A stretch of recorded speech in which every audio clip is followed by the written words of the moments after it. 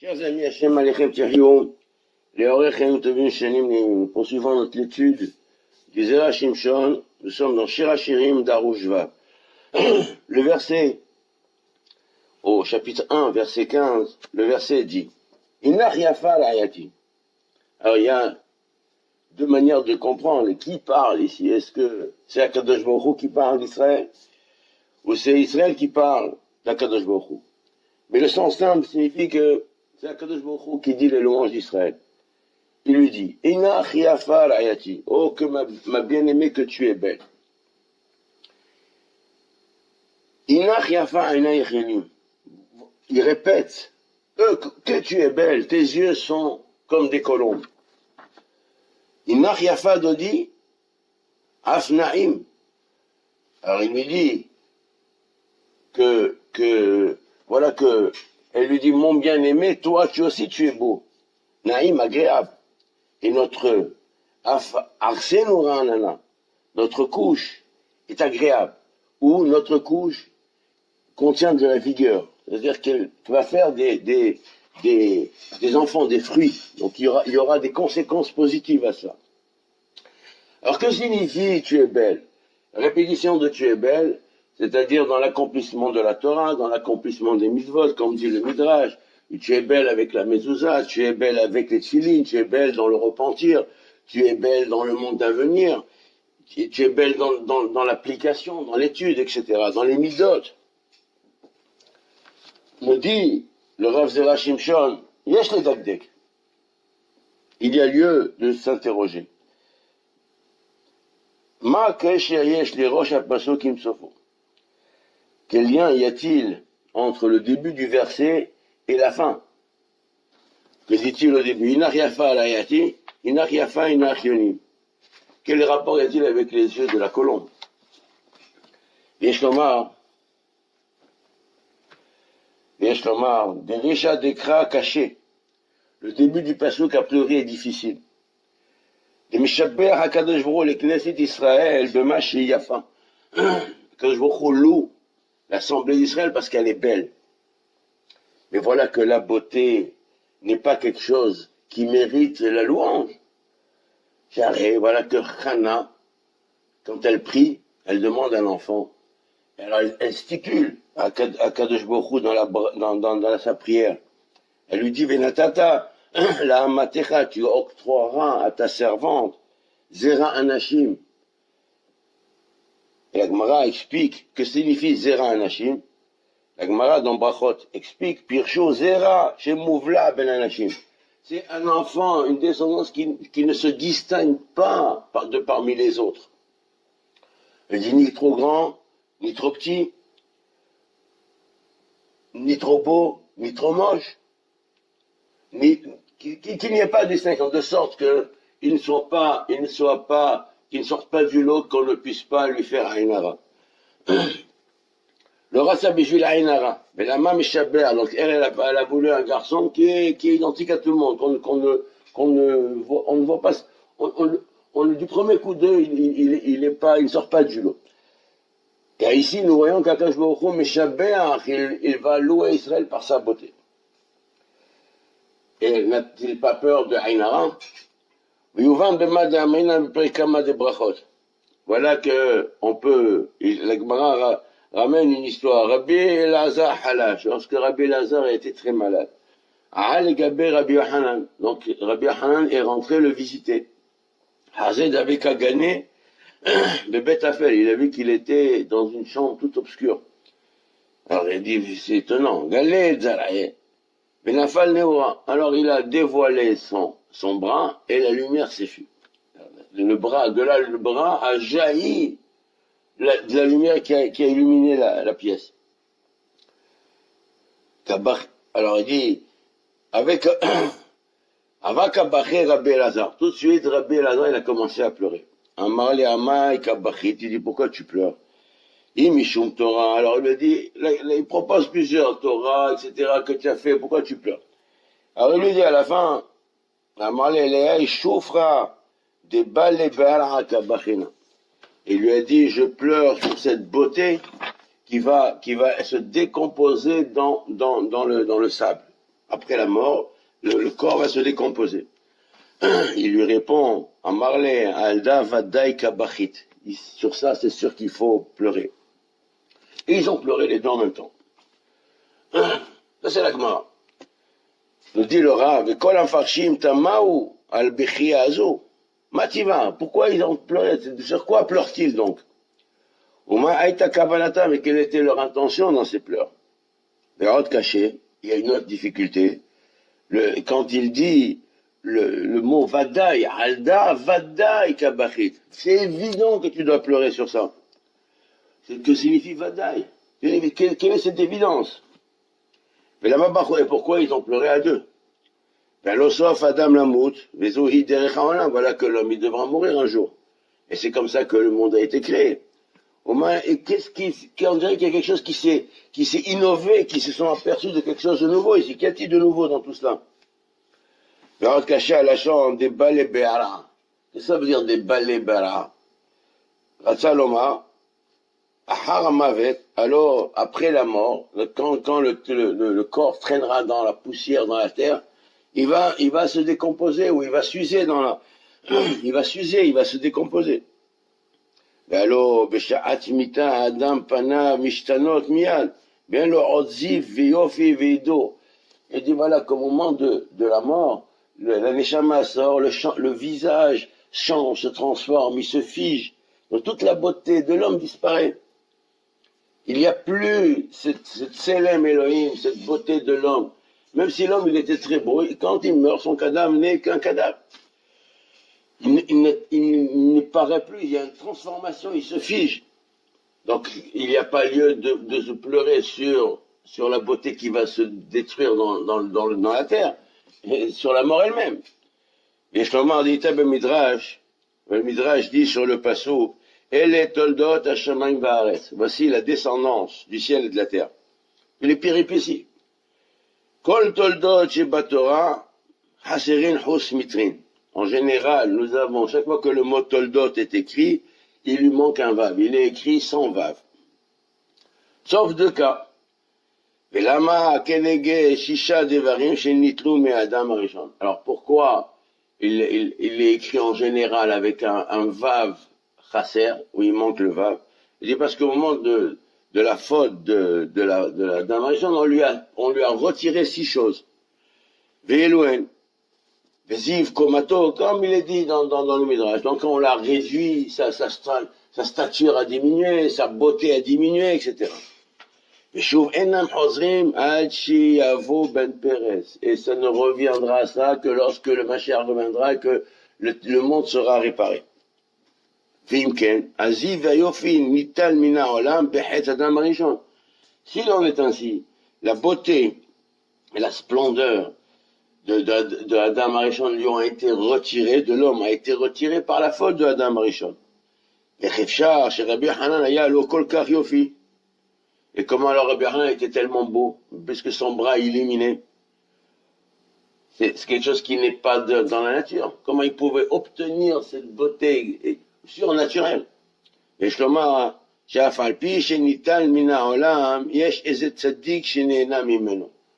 donc on peut dire que c'est vrai, ça a été retiré de ce monde, mais il y a des tzadikim, des exceptions, des individus qui peuvent s'en saisir par leur mérite et en jouir. כמו שכתב בספר מנחת-שי, בשם ספר גאולת הגר, בסוף רות. Donc c'est le Minhat-Shai, il ramène cela au nom d'un rabbin qui l'a précédé, à la fin de Megillat Ruth, que cette possibilité est donnée à l'homme, s'il mérite.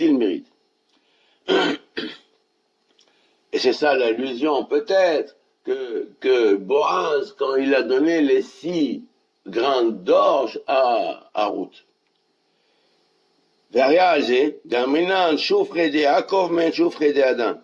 Donc nous disons bien que la beauté de Yaakov Avinu ressemblait un peu à celle de Adam, mais Adam Arishon. Moshe Zacha, les carnéaot, voilà que Moshe lui-même avait des rayons sur les carnéaot, des cornes de lumière qui jaillissaient de son visage. והזה הזיו של רבי יוחנן היה קצת מאותו הזיו של Olam Haba. Donc cette beauté, ce rayonnement, cet éclat qui jaillissait du corps de Rabbi Yochanan, il ressemblait un petit peu à cet éclat de ziv, de rayonnement qu'il y a dans le monde futur. Ben, Yafet-Or Bereshit Tiksha, hein, sur ce midrash, le Yafet-Or, il a posé la question. La maloniska hisaron aziv beklalot adam. Il dit pourquoi que lorsque on a mentionné les 10 malédictions, donc comme l'homme a fauté, il a maudit l'homme, 10 malédictions.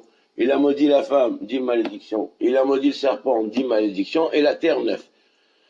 C'est les 39 malédictions qui ont été citées. Parmi les malédictions dont l'homme a été frappé, il n'est pas dit qu'il a perdu cet éclat, l'éclat de son corps. Donc c'est la question que pose Yafet-Or. Et il répond, c'est pas nécessaire. Des vadai, qui zif panav miyad, me'itzvono. De sa tristesse, de sa douleur, de sa tourmente. Après avoir fauté, il s'est retrouvé réduit, il s'est senti réduit, il s'est senti différent. Il a senti qu'il avait perdu d'abord ses vêtements, les vêtements de lumière, sa stature a diminué, etc. Il a senti qu'il était différent. De ce fait, de cette tristesse, de ce tourment, de ce souci qu'il a eu immédiatement du changement de sa nature, son éclat a disparu. Kacher Nitkalel, et en plus du fait qu'après Akadosh Baruch Hu l'a maudit, alors à plus forte raison que ça, c'est cette souffrance, c'est les soucis, l'angoisse et le tourment de la malédiction là, lui a enlevé cet éclat et ce rayonnement. Comme il est dit, veillez ça veoler. Donc ça veut dire, il lui a dit, tu mangeras la sueur de ton front. Ça veut dire que donc cette concept même de sueur, d'effort, de soucis, du tourment, d'avoir le souci du quotidien, ça enlève le ziv, le rayonnement, l'éclat du corps. Mais attends, c'est Kafka, et c'est justement à ce sujet, sur ce point-là, qu'a pleuré Rabbi Elazar. הגריעות האדם שבעודו בחיים ומיעוטה למקרה הזמן המשנים פניו וזיבו והדרו. C'est-à-dire sur ça qu'a pleuré Rabbi Elazar. Il dit regarde, l'homme dans ce monde, il est faible, il est sujet aux péripéties du quotidien.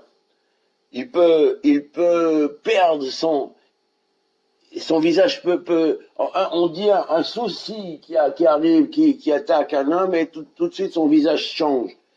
Son rayonnement change, son éclat disparaît, sa beauté disparaît, il se referme. Alors dit sur cela, sur cette situation, Rabbi Elazar pleurait.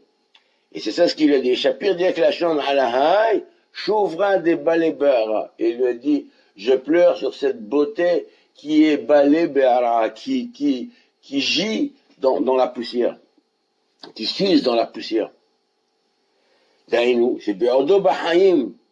C'est-à-dire que quand il est encore vivant, quand il est sur terre,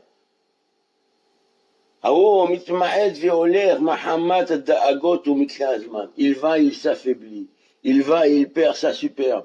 Plus l'homme avance, plus il est soumis aux difficultés. Son corps s'affaiblit, son visage, il vieillit, il a des rides, etc. À cause des difficultés de la vie, le corps s'affaiblit. Sur ça, je pleure. Sur ça, c'est sûr qu'il faut pleurer. Si tu pleures parce que au moment de la mort, cette beauté, l'éclat du corps disparaît, la beauté de l'homme, même malgré tout, il a une certaine beauté, elle lui est retirée. J'aurais dit non, j'aurais pas été d'accord avec toi. Il dit voilà, si tu pleurais pour le fait que l'homme, quand il meurt, son corps se fige et il perd sa superbe, Sur cela, j'aurais pas été d'accord. Voilà que le jour de la mort, pour les justes, c'est comme un jour de fête, parce qu'ils montent rejoindre les sphères supérieures. Comme le dit le Zohar, au sujet de Rabbi Shimon et d'autres justes. אבל אתה, שאתה בוכה על היופי הנאבד מן הצדיקים, et maintenant que tu pleures sur la beauté qu'ont perdu les justes, Bijvil d'Agot Haolam, parce qu'ils ont le souci du quotidien et les péripéties de ce monde, Shapir yesh lecha makom livkot vadaï. Sur ça, ce souci-là, ce point-là mérite que l'on pleure de cela. Parce qu'on voit qu'on a perdu quelque chose d'exceptionnel. Voilà que s'ils sont tellement tzadikim, chez Zachou Lazayofi, qu'ils ont eu le mérite qu'on leur octroie ce présent, cette beauté exceptionnelle, qui revient du monde futur, de Alam Abba, ils auraient dû aussi avoir la tranquillité en ce monde, la sérénité, et de vivre sans aucun souci, sans aucune difficulté, sans aucun tourment. אינו מן הראוי שיהיו מעוטדים ומשועבדים למקרה העולם. Et donc ils ne méritaient pas, ils n'auraient pas dû être soumis aux péripéties, aux difficultés du monde, de la vie. Et c'est pour ça que les deux ont pleuré ensemble. Rabbi Yochanan ava salik viativ asha'are detvila. Voilà que la Gemara rapporte dans Ktubot que Rabbi Yochanan, il se tenait à la porte du mikvé quand les femmes sortaient du mikvé. Et dès chez ceux de Chisalkan Benot Israël, Isakloubé, parce qu'il était très beau, donc il voulait que les filles, les femmes l'observent, et comme ça, elles ont un enfant aussi beau que lui. Et l'homme, Mistafé Me'ina Misha. Et lui, il n'a pas peur du Ainara. Mishon de Mizala de Yosef Kaati. Il dit, parce que je suis descendant de Yosef, qui dit, comme la Gemara dit dans Brachot. Et Gam, Yosef, il a fait tort, il a fait marrer. Et Yosef, il était d'une beauté exceptionnelle, il a fait tort, il a fait marrer. Ben Torah Yosef. Mais c'est la bracha qu'il a eue, c'est qu'il n'a pas, que Yosef, le Ainara, il peut pas avoir de prise sur lui. La beauté de Yosef était une beauté qui venait du Olam Haba. Chez El Ainara, dans l'Olam Haba, l'Ainara, il ne peut pas avoir de prise.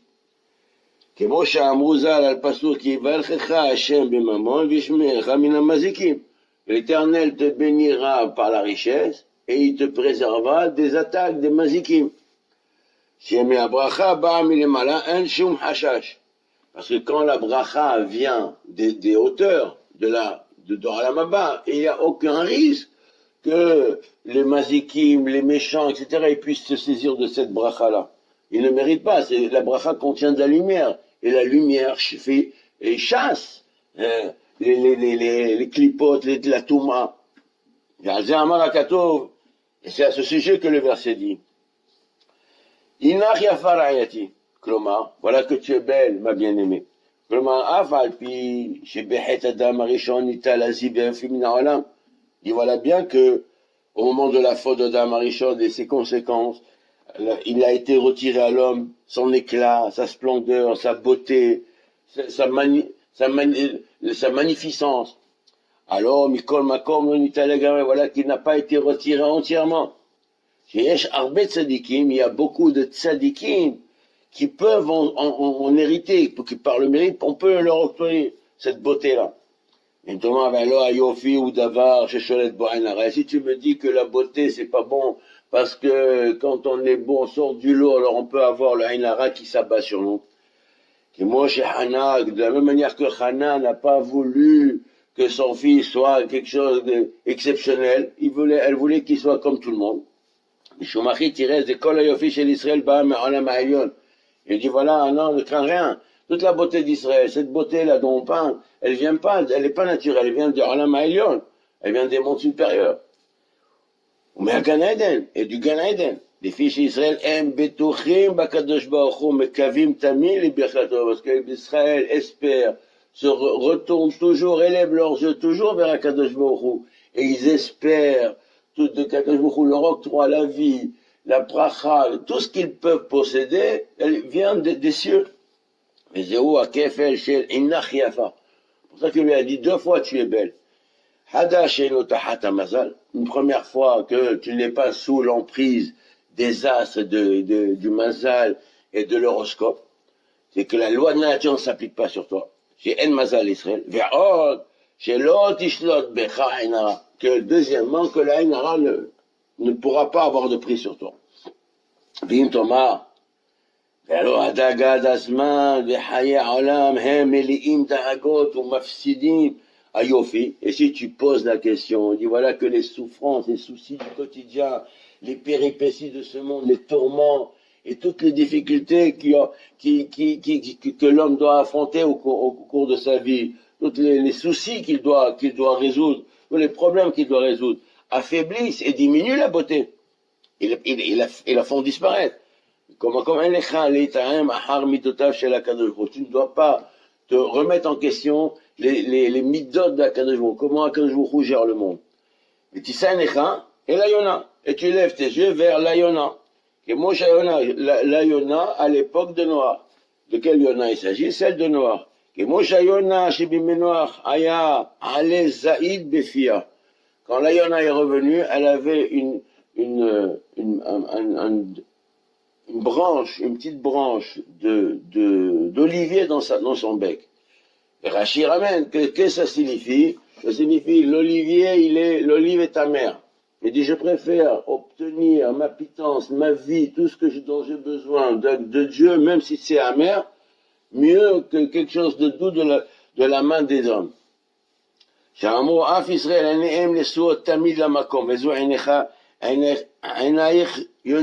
ce qu'il lui dit, tes yeux sont comme la Yona, tes yeux sont comme la colombe. De la même manière que la colombe, elle a dit ce qu'elle a dit, qu'elle préfère même quelque chose de amer, mais de la main de Dieu, et pas celle des hommes, ça veut dire que ça vient des hauteurs, et non pas sous la dominance et la gouvernance de ce monde, la loi de la nature. Je ne veux même pas quelque chose d'autre qui soit dépendant des lois de la nature. Je veux quelque chose qui vient en dehors des lois de la nature. Donc si je préfère obtenir quelque chose d'amer qui est d'or de la dimension surnaturelle.